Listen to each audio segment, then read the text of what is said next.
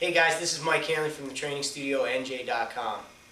Today we're going to go over some stretching techniques that we use here at the training studio. What we're going to do is we're going to teach you how to foam roll. Our clients foam roll when they come in, they foam roll after their session, and it's a super important part of our workout. It helps us keep our body healthy, and it helps rid our body of any knots and tension in our muscle. Okay, when we train real hard, our muscles get tense and they get balls of tension which produce knots in our muscle. Okay, I'm going to use this band to show you a visual of what your muscle would look like with tension in it. Okay, so this would be the knot of tension in your muscle. Okay, and if we do a typical stretch that normally people just right over left and they bend over and they stretch their hamstring muscle. If you do that with tension in your muscle, that knot doesn't really go away. Okay, it really gets tighter and tighter.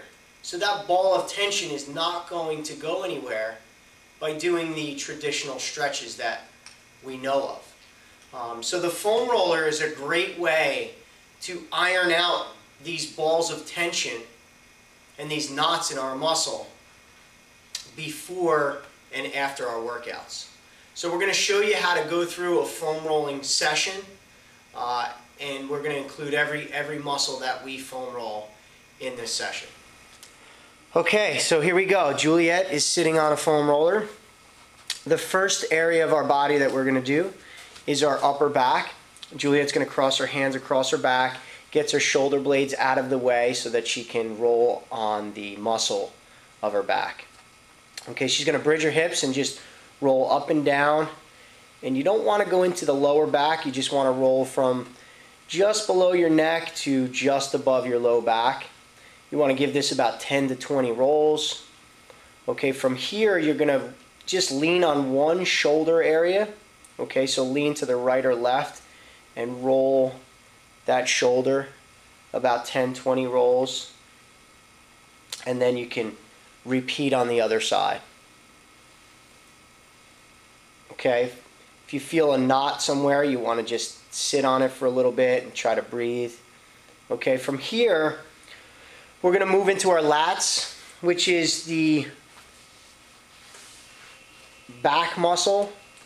Okay, Juliet's arm is leaning. She's leaning on her armpit. Okay, which is the start of the lat, and her hand is above her head. She's going to use her legs to roll herself up and down about 10 to 20 rolls. What you don't want to do is lean into your ribs. You want to make sure you're on that muscle part of your back. Okay, you can turn your body towards the foam roller to hit different areas of that lat muscle, and then you can also turn your body away from the foam roller to get the other areas. Okay, and she'll do about 10 to 20 rolls and then repeat on the other side. The next one we're going to do is for our hips and glutes. Okay, so Juliet is sitting on her left glute muscle. She's using her hand on the ground and her opposite leg to help roll her across the glute.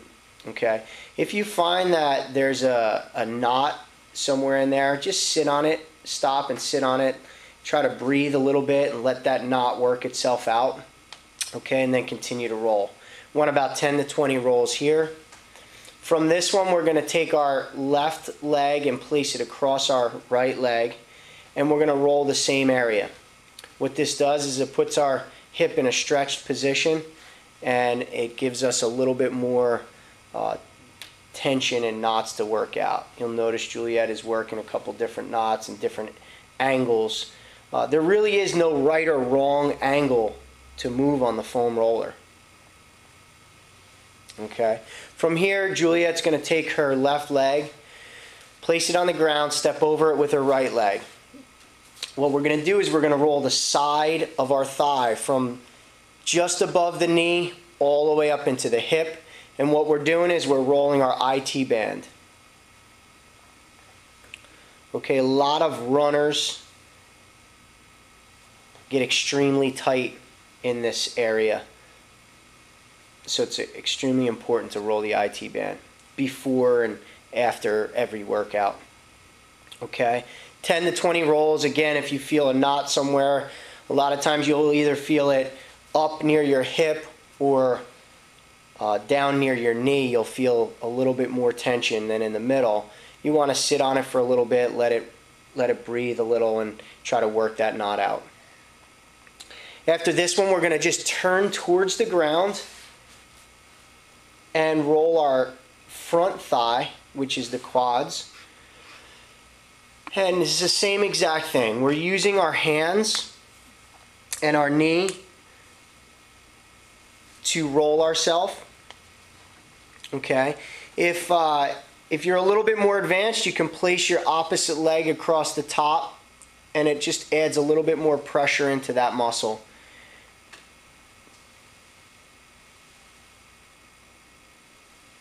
Good. And 10 to 20 rolls again on the front part of our thigh.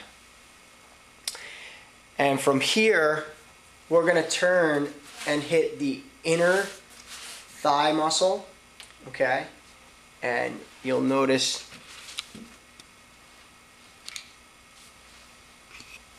that Juliet is working that inner thigh muscle. She's going to do the other leg to show you a little bit better of an angle. Okay, so you want to just roll that inner thigh, and you'll use the end portion of the foam roller so that you have room to roll. Okay, you can get up even higher than that into your thigh. There you go. Good, so that's your inner thigh area that she's rolling. Okay, so that's really the top areas that you want to roll on. Okay, you're going to do both sides, both hips, both glutes, both side thighs, both inner thighs, and just roll 10 to 20 rolls on each side. You can do this before you start your workout, after you work out. You can do it any time of the day. It will do nothing but help your body recover from workouts. It increases blood flow to the muscle, and it kind of irons out and works out those tension knots that you get in your muscle from hard work and training real hard. Okay, so any questions, just let us know. Thanks. Have a good day.